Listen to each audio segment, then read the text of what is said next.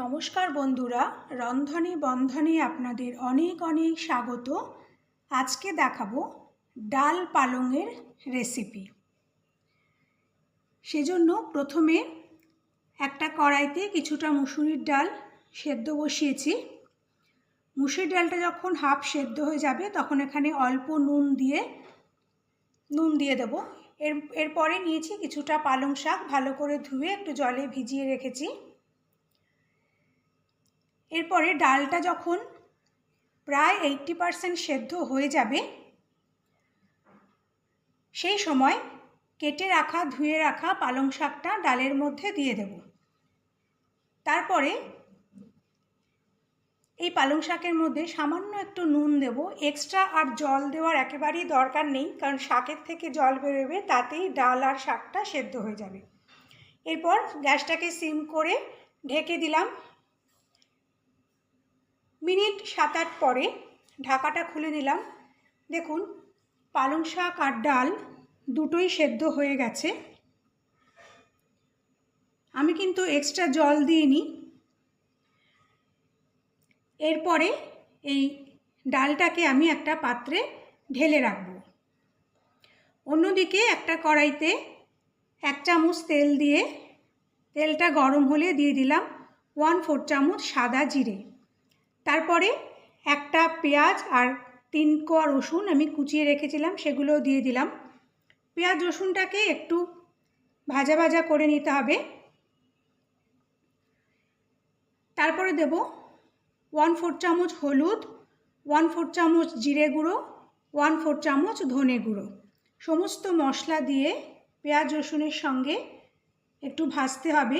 এই সময় গ্যাসটাকে সিমে রাখতে হবে। কিছুক্ষণ ভেজে নেওয়ার পরে দিয়ে দেব একটা ছোট সাইজের টমেটো কেটে রেখেছিলাম, সেটা। সামান্য একটু নুন দেব।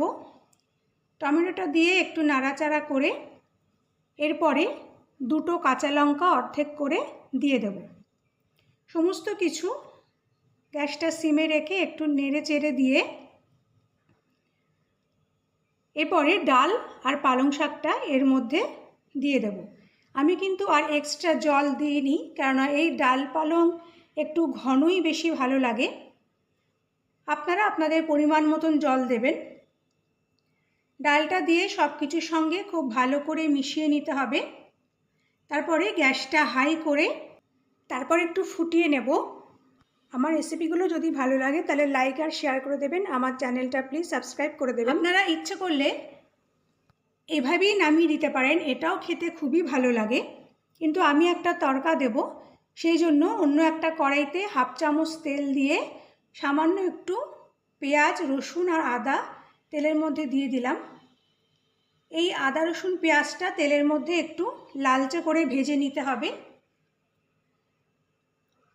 এই তড়কা ছাড়াই এই ডাল পালং অত্যন্ত ভালো লাগে, কিন্তু এই তড়কাটা দিলে এর টেস্টটা আরও বেশি বেড়ে যায়। পেঁয়াজ রসুনটা একটু লালচে করে ভাজা হয়ে গেলে সমস্ত কিছু এই ডালের মধ্যে দিয়ে দিতে হবে। অন্যদিকে ডালটাও দেখুন বেশ ভালো মতন ফুটে গেছে। এরপরে ওই তেল শুদ্ধই পেঁয়াজ রসুনটা যেটা ভেজে রেখেছিলাম সেটা এবার ডালের মধ্যে দিয়ে দেব। এই ডাল পালং আপনারা রুটির সাথে খেতে পারেন অথবা গরম ভাতের সঙ্গে তো ভালো লাগেই। পেঁয়াজ ভাজাটা ডালের মধ্যে দিয়ে সব কিছু খুব ভালো করে নাড়িয়ে নেব। তারপর গ্যাসটা হাই রেখে কিছুক্ষণ ফুটিয়ে নিতে হবে। বাজারে যতদিন পালং শাক পাওয়া যাচ্ছে তার মধ্যে আপনারা এই রেসিপিটা বাড়িতে বানিয়ে নেবেন, অসম্ভব ভালো হয় খেতে। এরপর গ্যাসটা অফ করে আমি সার্ভ করে নেব। আশা করি আমার আজকের রেসিপিটি আপনাদের ভালো লেগেছে। পরের দিন আবার একটা নতুন রেসিপি নিয়ে চলে আসব। ততক্ষণ আপনারা ভালো থাকবেন, সুস্থ থাকবেন। নমস্কার। আপনারা বাড়িতে অবশ্যই এটি একদিন বানাবেন, আর বানিয়ে কেমন লাগলো আমাকে প্লিজ কমেন্ট করে জানাবেন। আশা করি আপনাদের ভালো লাগবে।